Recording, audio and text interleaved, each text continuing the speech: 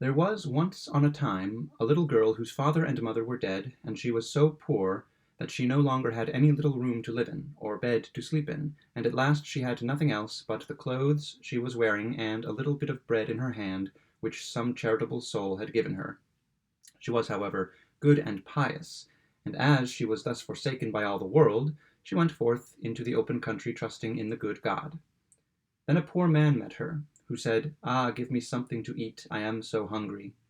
She reached him the whole of her piece of bread, and said, "May God bless it to your use," and went onwards. Then came a child who moaned and said, "My head is so cold, give me something to cover it with." So she took off her hood and gave it to him.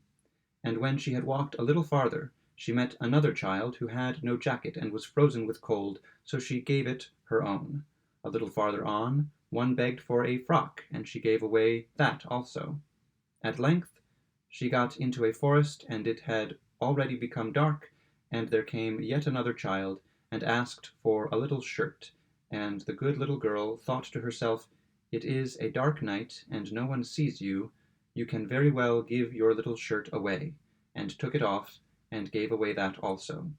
And as she so stood, and had not one single thing left, suddenly some stars from heaven fell down, and they were nothing else but hard, smooth pieces of money, and although she had just given her little shirt away, she had a new one, which was of the very finest linen. Then she gathered together the money, put it into the shirt, and was rich all the days of her life.